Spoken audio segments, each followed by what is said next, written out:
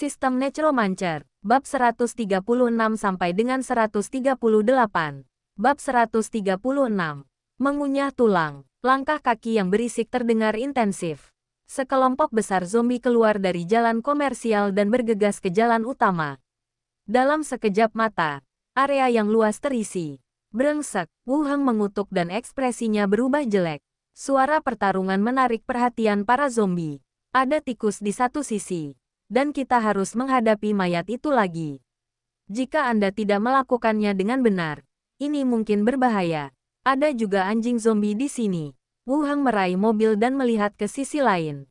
5 anjing cacat melihat ke arah sini dari kejauhan. Berkeliaran. Sepertinya mempertimbangkan apakah akan bergabung. Alis Wu Heng langsung berkerut. Ada tikus di sebelah kiri. Anjing cacat di sebelah kanan. Dan sekelompok mayat di jalan komersial tepat di depan. Pria yang hebat, jika bukan karena zombie tidak memiliki kecerdasan, dia akan curiga bahwa ketiga pihak telah membuat jebakan untuk mengelabui dia. Apa yang harus kita lakukan? Ayo kembali. Li Yahong terdengar panik. Mereka yang selamat dari dunia zombie sebenarnya telah meningkatkan kualitas psikologis mereka sampai batas tertentu. Tetapi menghadapi pemandangan di depan saya, masih menimbulkan rasa tegang setelah dikepung. Tidak ada musuh di akhir sekarang, dan Anda masih dapat mengungsi dengan mengemudi, tetapi Anda harus menyerahkan beberapa kerangka. Jangan khawatir dulu, kata Wu Heng, menoleh ke zombie berkepala besar dan berkata, biarkan kerangka tombak membentuk formasi tombak di depan kelompok mayat. Tidak seperti Li Yahong, Wu Heng tidak berpikir dia akan kalah. Zombie dan tikus dari 3 arah keluar dari gang, dan jumlahnya hanya banyak. Jumlah kerangka telah melebihi 10.000. Jadilah lebih stabil dan mengalahkannya bukanlah masalah. Hore, kelompok kerangka mulai mengambil tindakan. Prajurit kerangka yang mengenakan baju besi kulit coklat dan memegang tombak dengan cepat berjalan ke depan. Berbarislah dalam formasi yang rapi. Jongkok sedikit, turunkan pusat gravitasi, dan arahkan tombak ke depan. Seperti dinding berwarna coklat yang ditutupi jarum besi. Engah kepulan-kepulan gelombang. Sekelompok mayat menabrak deretan tombak dalam sekejap mata. Suara yang keras dan menusuk daging terdengar. Kerangka tombak juga mulai menusukkan tombak. Menembus tubuh zombie. Biarkan anjing kerangka itu berdiri, kata Wu Heng. Dan terus melihat kerangka orc yang memegang senapan sniper di tim. Pemburu Yi. Naiklah ke atap mobil. Tataplah anjing cacat di sana. Dan tunggu sampai mereka mendekat. Bunuh lagi. Anjing kerangka yang agak gelisah itu segera menenangkan diri dan berjongkok ke samping dengan ekor menyapu tanah. Skeleton Hunter langsung naik ke atap mobil, memegang senapan sniper dan menatap dengan waspada ke arah anjing menyimpang yang berkeliaran di sisi lain. Zombie yang menyimpang ini berbeda dengan zombie biasa. Begitu mereka menemukan bahaya, mereka berbalik dan melarikan diri, sehingga sulit untuk ditangkap. Jadi kita belum bisa menyerang secara langsung. Kita harus menunggu sampai mereka mendekat sebelum kita bisa lebih percaya diri untuk menjaga mereka semua. Semua perintah telah diatur dan situasi untuk sementara stabil. Wu Heng mengembalikan perhatiannya ke arah tikus itu. Tikus seukuran kucing liar merangkak dan menggerogoti dada tengkorak. Dan bunyi klik tulang patah terdengar tiada henti. Ketika saya masih muda, saya membaca novel. Ada tertulis tentang merebaknya wabah tikus. Tikus memakan semua makanan dan terus memangsa manusia. Untuk membasmi tikus, manusia menggunakan berbagai cara tetapi pada akhirnya gagal mengusir tikus terpaksa meninggalkan kota dan memilih pergi. Pada saat itu, saya pikir ceritanya agak berlebihan. Bagaimana tikus bisa mengalahkan manusia? Sekarang pemandangan serupa muncul di hadapan saya. Saya juga yakin bahwa tikus itu sulit untuk dihadapi.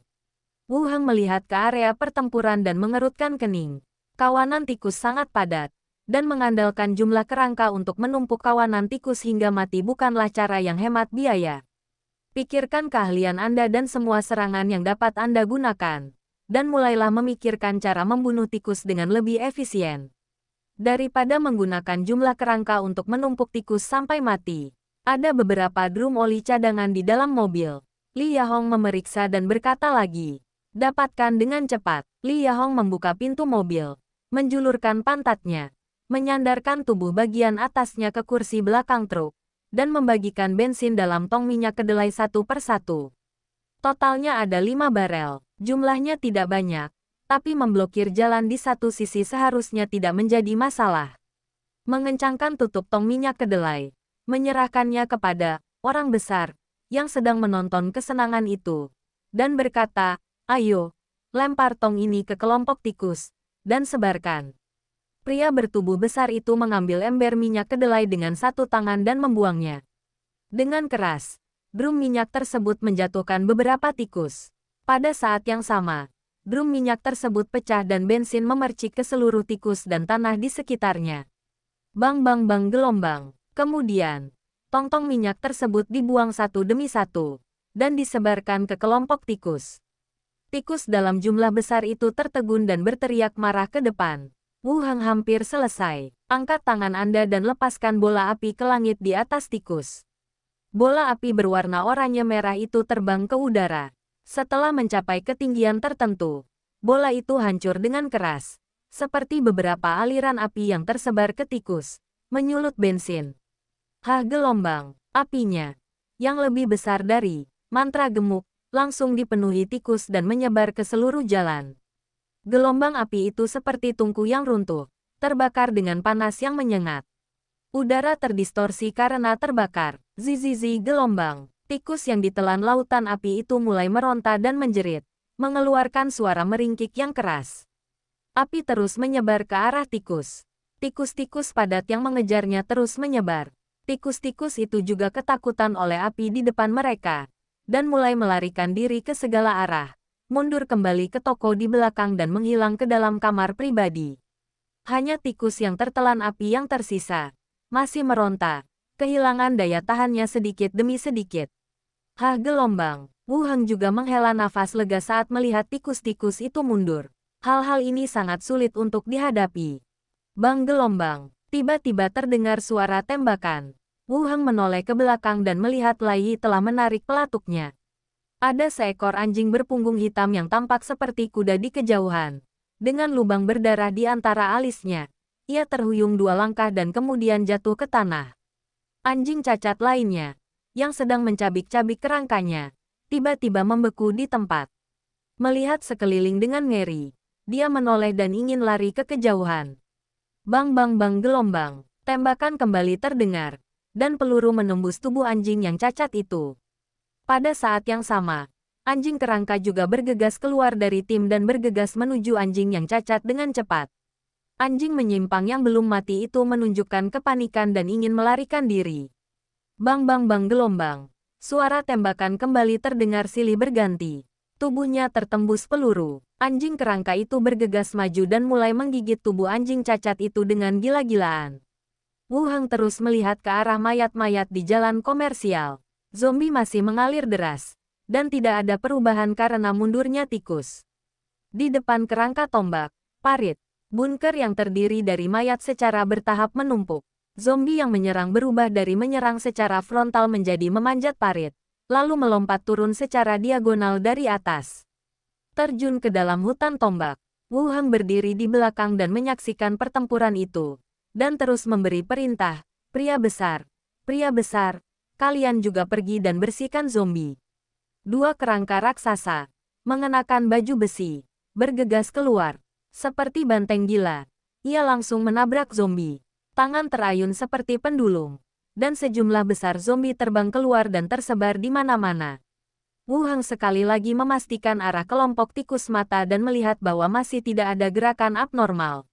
Lanjutkan memesan. Maju. Hore. Kerangka tombak yang setengah berjongkok berdiri, memanjat tumpukan mayat, dan terus maju ke depan dalam bentuk susunan tombak. Bab 137. Mencari emas batangan. Tim kerangka mulai bergerak maju seperti penggiling daging di medan perang. Zombie di depan didorong ke belakang, sedangkan zombie di kedua sisi yang mencoba mengambil jalan memutar dihalangi oleh lebih banyak kerangka dengan pisau dapur. Pertempuran dan perkelahian dimulai lagi. Mereka berperang satu sama lain. Wu Heng tidak bermain kali ini. Sambil memberi perintah, dia memperhatikan arah tikus. Meskipun tikus berhasil diusir oleh api, tetapi saya tidak yakin apakah saya akan terburu-buru lagi. Sebenarnya wajar jika tikus menyerang manusia atau hewan tertentu. Agak sulit untuk secara aktif menyerang kelompok skeleton. Sudah makan terlalu banyak daging dan biji-bijian. Apakah Anda akan mengunyah tulang untuk menambah kalsium? Tim kerangka masih bergerak maju, meninggalkan sejumlah besar mayat zombie di sepanjang jalan. Itu telah didorong ke sekitar jalan komersial. Jumlah zombie mulai berkurang. Seluruh kelompok kerangka tampak seperti berlumuran darah, dan tubuh mereka berlumuran darah lengket dan daging cincang. Serangan kerangka helikopter. Kerangka yang memegang pisau dapur melancarkan serangan langsung. Bunuh semua zombie yang tersisa. Pertempuran telah berakhir. Seluruh jalan juga menjadi kosong. Hanya beberapa potong daging, potongan anggota badan, serta campuran rambut dan lumpur yang tidak dapat dibedakan yang menutupi tanah. Saat diinjak terasa lengket, ada beberapa toko pakaian di kedua sisinya. Kaca dari lantai hingga langit-langit pecah, dan stereo di depan pintu juga pecah berkeping-keping. Wu Heng membawa Li Yahong ke sebuah toko yang berantakan. Dinding dan lantai berlumuran darah dan benda-benda tumpah. Tetapi Anda masih dapat menemukan banyak pakaian dan sepatu, dengan beberapa nomor pada labelnya. Kalian lindungi dia. Wu Heng menunjuk ke beberapa kerangka orc yang tinggi. Kerangka orc itu mengenakan baju besi dan memegang kapak perang. Dia berdiri di samping Li Yahong dengan tertib. Wu Heng terus berkata kepada Li Yahong, cari di setiap toko, dan pindahkan semua kerangka yang bisa dibawa ke mobil, sehingga bisa digunakan di masa depan. Oh, oke. Li Yahong mengangguk, mengambil kerangka tinggi yang ditugaskan padanya, dan langsung pergi ke lantai 2 untuk melanjutkan pemeriksaan. Segera saya melihat beberapa kerangka berjalan membawa pakaian yang belum dibuka. Pergi ke pinggir jalan dan buang pakaian itu ke bak truk. Wu Heng melihat Li Yahong dan mulai mencari. Dia bahkan tidak berhenti. Dia langsung keluar dari toko dan menuju ke bank di pinggir jalan. Saat ini di dunia, mata uang emas dan perak tidak memiliki nilai. Tetapi Wu Heng masih dibutuhkan. Semua rencana selanjutnya membutuhkan uang untuk diselesaikan. Masuk ke bank. Beberapa zombie yang mengenakan pakaian kerja di dalam konter menggedor kaca konter. Tampaknya kaca di tepi sungai ini memang kuat, meskipun bagian luarnya sangat ganas. Zombie di dalamnya tetap tidak pecah. Hanya bercak darah merah cerah dan hitam yang tertinggal di kaca. Wu Heng mengeluarkan kunci perunggu dan membuka pintu logam yang terisolasi. Saat zombie menyerang, dia didorong ke tanah oleh kerangka di belakangnya. Pisau dapur dan tomahawk jatuh pada saat yang sama, memotongnya menjadi sepotong daging. Wu Heng langsung masuk, membuka beberapa laci di bawah meja dan melihatnya satu persatu. Saya menggali beberapa uang kertas, tetapi tidak banyak gunanya. Setelah tidak menemukan apapun, dia berdiri dan membuka pintu besi lain di belakang. Di belakang pintu besi ada brankas yang berat. Barang bagus seharusnya ada di sini. Teruskan membukanya dengan kunci perunggu, dan seluruh bagian dalamnya terlihat. Selain uang kertas dalam jumlah besar, ada juga emas batangan yang dicari Wu Heng. 5 batang 30 gram, 2 batang 50 gram. Sedikit sekali, jumlahnya tidak sebanyak yang saya kira. Singkirkan emas batangan. Dia terus berjalan ke atas dan menemukan beberapa koin peringatan emas, serta teh, anggur, dan barang-barang lainnya di kantor presiden. Pegang semuanya ke dalam ring luar angkasa. Setelah keluar dari tepian, aku melirik ke arah kerangka yang berjajar panjang, memindahkan benda seperti semut. Wu Heng membawa kerangka itu bersamanya dan pergi ke beberapa bank terdekat. Lebih dari 10 batangan emas ditemukan, yang terbesar berukuran 30 gram, dan hanya satu yang berukuran 100 gram. Panennya kurang dari yang diharapkan. Kembali ke jalan komersial dan terus memasuki toko emas. Tidak ada lagi zombie di toko. Konternya rusak. Pecahan kaca dan perhiasan emas berjatuhan ke lantai. Toko emas memiliki lebih banyak barang dibandingkan bank. Ada beragam perhiasan emas dan perhiasan giok yang dipamerkan. Wu Heng akhirnya tersenyum. Sepertinya dia telah mendapatkan sesuatu. Buka konter satu persatu. Ambil perhiasan dari pecahan kaca, dan masukkan ke dalam space ring. Selain perhiasan emas yang berkilauan, di bawah konter juga terdapat banyak kotak kado perhiasan mewah yang sangat mirip merek. Setelah menyimpan semuanya, saya melanjutkan mencari ke dalam toko. Masih aman. Di dalamnya ada 5 batangan emas jadi. Jumlah gramnya tidak disebutkan, tapi ukurannya mendekati 10 gram. Kemas semuanya ke dalam ring luar angkasa dan meninggalkan toko dengan puas. Saya berjalan ke toko berikutnya dengan mengandalkan ingatan saya sebelumnya, hanya untuk menemukan bahwa merek toko tersebut telah diubah menjadi toko teh susu. Sial, sudah ketinggalan zaman. Mereknya sudah diganti. Wu Heng terus berjalan di sepanjang jalan komersial dan tidak menemukan toko emas kedua. Ini hanyalah wilayah kota kecil, tidak terlalu berkembang. Tapi panennya lumayan. Kalau dipikir-pikir, jumlah emas batangan lebih dari 700 gram, yang bisa ditukar dengan banyak uang. Setidaknya cukup untuk waktu singkat di kota Luntam. Selesai emasnya, Wu Heng berjalan lurus menuju toko tempat Li Yahong berada. Di toko tersebut terdapat berbagai macam pakaian dalam wanita, dan mereknya merupakan iklan pakaian dalam yang dipromosikan oleh para selebritis. Melihat Wu Heng tiba-tiba masuk, Li Yahong segera menjelaskan bahwa kembali ada banyak gadis, ini bisa digunakan. Wu Heng mengangguk. Rasanya benar. Singkirkan mereka semua.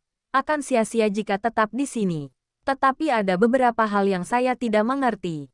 Pakaian dalam ini terbuat dari sulaman dan renda. Dibuat sedemikian mewah sehingga dikenakan di bawahnya. Apakah ini nyaman? Tidak mengerti. Apakah kamu belum pernah membeli sesuatu dengan pacarmu?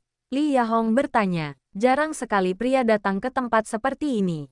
Benar. Li Yahong mengeluarkan mantel dari ranselnya, menyerahkannya padanya dan berkata, cobalah. Aku baru saja melihatnya. Menurutku yang ini cocok untukmu. Sekarang, letakkan di luar dan coba dulu.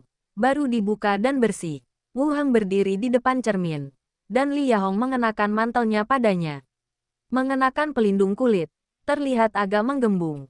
Kelihatannya bagus. Saya merasa jauh lebih muda, seperti seorang mahasiswa. Benarkah? Itu karena seleramu bagus. Tentu saja, seleraku selalu bagus. Aku percaya. Saat keduanya mengobrol, kerangka itu terus membawa barang sampai seluruh jalan, serta beberapa toko di sekitarnya telah dipindahkan. Keduanya juga kembali ke truk. Wu Heng memerintahkan kepala besar itu, biarkan kerangka itu mengambil mayatnya dan ikuti truk itu kembali. Hore, tim kerangka membawa mayat di bahu mereka. Tas anyaman besar yang dijarah dibawa di tangan beberapa kerangka dengan jiwa dasar. Masukkan seluruh bangkai tikus ke dalam karung anyaman di sepanjang jalan. Meski api baru saja menutupi area yang luas, namun masih ditemukan beberapa kantong besar bangkai tikus. Kerangka itu dibawa di bahu dan dikembalikan dengan konvoi. Bab 138. 5 inti mayat. Kembali ke komunitas. Li Yahong memarkir truk tepat di pinggir jalan. Tidak perlu membongkar barang. Kalau konvoi kembali ke penjara besok, bisa langsung berangkat. Hemat kerumitan bongkar muat. Keduanya berdiri di depan pintu, berdiskusi singkat tentang apa yang harus dilakukan besok. Li Yahong akan mengambil konvoi dan mengangkut sejumlah perbekalan kembali terlebih dahulu. Wu Heng tidak akan kembali bersamanya, tetapi akan mengatur agar kerangka berkepala besar dan beberapa prajurit kerangka pergi bersama untuk melindungi keselamatan konvoi. Saya telah berjalan di jalan menuju penjara beberapa kali. Kemungkinan terjadinya bahaya kecil kemungkinannya. Menyusun kerangka juga untuk menghindari zombie yang berkeliaran atau keadaan darurat apapun. Manusia masih terlalu rapuh, dan virus serta cedera sederhana dapat membunuh mereka. Keduanya berdiri bersama untuk berdiskusi sebentar dan menyelesaikan rencananya. Li Yahong kembali ke bengkel, dan Wu Heng juga kembali ke komunitas dengan membawa kerangka. Memerintahkan para kerangka, dia menumpuk mayat-mayat yang dibawanya bersama-sama. Mayat anjing-anjing yang cacat itu disisihkan sendirian. Kali ini saya keluar. Meskipun tidak ada zombie cacat level 2, membunuh begitu banyak anjing cacat masih merupakan keuntungan besar. Dalam hal peningkatan atribut, ini bahkan lebih baik daripada inti mayat tingkat kedua. Setelah beberapa teknik kerangka tulang dijatuhkan, 5 anjing kerangka berdiri dari potongan daging. Dia mengguncang tubuhnya, dan darah di tubuhnya berceceran di mana-mana. Selama periode waktu ini, jumlah anjing kerangka dan kucing kerangka telah mencapai 12. Meski tidak seberapa, ukuran singa dan kecepatan hewan tersebut tetap memiliki keunggulan tempur yang jelas. terutama anjing kerangka tipe Hound, yang lebih mirip kuda besar dengan kaki kurus. Wu Heng bahkan merasa jika anjing kerangka ini dapat digunakan untuk menarik kereta, mereka akan lebih cepat dari kuda. Memeriksa potongan-potongan daging, temukan 5 inti mayat tingkat pertama dan masukkan ke dalam kantong plastik. Dia melihat sekeliling dan memanggil Lai Yi, yang membawa senapan sniper, dan berkata, "Kamu bisa melatih anjing, kan? Terserah kamu untuk memilih salah satu." Hunter melangkah maju dan menunjuk kerangka anjing setinggi kuda. "Nah, itu milikmu." Berburu Yi membungkuk dan membelai kepala anjing itu, dan cahaya putih pucat menyebar dari kepala anjing itu ke seluruh tubuhnya. Detik berikutnya, anjing kerangka itu mengayunkan tulang ekornya dengan gembira dan mulai mengelilingi si pemburu. Biarkan kerangka yang tersisa berpatroli sesuai rencana awal. Wu Heng berjalan langsung ke kamar kerangka alkimia dan menyerahkan kepadanya 5 inti mayat. Sekarang tampaknya, jumlah kerangka alkimia masih belum cukup. Selain membuat ramuan inti jenazah, kita juga perlu membuat ramuan yang biasa digunakan seperti ramuan terapi dan ramuan psikotropika. Meskipun kerangka tersebut tidak perlu tidur, kerangka kurcaci masih sedikit terlalu sibuk. Selain itu, sang alkemis juga memiliki beberapa penelitian tentang penyelamatan orang. Hal ini terlihat dari terakhir kali dia mengambil peluru dari Jia Yingying dan mengobati lukanya. Sekarang aku punya uang. Aku harus membeli 2 mayat alkemis lagi. Setelah Wu Heng menjelaskan rencana besok kepada kerangka berkepala besar, dia langsung membuka gerbang dan kembali ke kediamannya. "Saya datang ke lantai pertama dan berlatih ilmu pedang." Permintaan sistem juga muncul. Buka kunci keterampilan pedang. Grey Eagle Slash Entry. Grey Eagle Slash. Tebas target dengan cepat hingga jarak 10 kaki. Setelah mengenai target, kecepatan serangan meningkat sebesar 5%, dan perapalan mantra atau pengumpulan energi target terganggu. Selesai. Langit membuahkan hasil atas kerja kerasnya. Setelah berlatih sekian lama, akhirnya saya menguasai teknik pedang. Bau Dong. Bau Dong maju selangkah, berdiri di sana dan biarkan aku menguji kemampuan pedangku. Bau Dong berjalan ke sisi lain ruang tamu, dan Wu Heng memegang erat pedang pola air bersayap perak. Detik berikutnya, sosoknya seperti elang penyerang, bergerak ke depan, Bau Dong, dalam sekejap mata, dan menebas tubuh lawan dengan pedang besi di tangannya. Bau Dong sedikit merunduk dan meraih pergelangan tangannya yang memegang pedang dengan satu tangan. Sial, tepat ketika dia ingin mengatakan bahwa dia sangat tampan, pergelangan tangannya ditahan. Bau Dong melepaskan tangannya, dan Wu Heng memanfaatkan situasi ini dan menyarungkan pedangnya dengan anggun. Ketika saya memikirkannya, itu normal jika saya tidak bisa mengalahkannya. Bagaimanapun, saya adalah seorang tetua dari Sekte Hukuman Ilahi selama hidup saya. Agak aneh bahwa saya bisa memotongnya dengan pedang yang baru saja saya miliki tidak terkunci. Tapi skill pedang yang dia buka jelas tidak lemah, dan dia bisa dengan cepat mendekati lawan dan menyerang. Belum lagi membunuh target jarak jauh. Itu juga bisa digunakan sebagai skill melarikan diri. Berdebat dengan Bau Dong sebentar dan pergi tidur untuk beristirahat. Dini hari berikutnya, Wu Heng bangun pagi dan pergi ke dunia zombie terlebih dahulu. Diatur agar para kerangka berangkat bersama konvoi. Setelah menyaksikan konvoi pergi, dia kembali ke kota Luntam. Cuaca di kota Luntam hari ini agak suram. Awan gelap menutupi langit, dan sepertinya akan turun hujan lebat sewaktu-waktu. Wu Heng menyiapkan payung di ring luar angkasa dan langsung pergi ke asosiasi. Datang ke aula. Beberapa tim telah berkumpul untuk menerima komisi. Asosiasi profesional mendukung banyak tim atau tentara bayaran. Datanglah ke meja depan. Anggota staf tersenyum dan berkata, "Selamat pagi, Kapten Wu Heng. Selama beberapa hari terakhir, saya menjadi cukup akrab dengan pergaulan." "Selamat pagi," Wu Heng menjawab sambil tersenyum dan melanjutkan. "Saya mendapat hadiah item tingkat menengah terakhir kali. Mari kita tukarkan." Staf memeriksa buku catatan dan bertanya, "Kapten, jenis hadiah apa yang perlu Anda tukarkan?" Faktanya, hadiah untuk item level menengah rata-rata dapat ditukar dengan beberapa gulungan tingkat rendah, senjata dan peralatan yang lebih canggih, dan buku keterampilan. Hanya ketika mencapai hadiah prop tingkat tinggi, alat peraga ajaib atau benda langka akan muncul. Gulungan digunakan sekali dan hilang. Tidak hemat biaya dan senjata itu sendiri tidak dapat digunakan. Saat ini, membunuh musuh berarti menembak. Buku keterampilan lebih berguna. Dan fitur yang dapat Anda buka setelah membacanya juga paling sesuai. Buku keterampilan.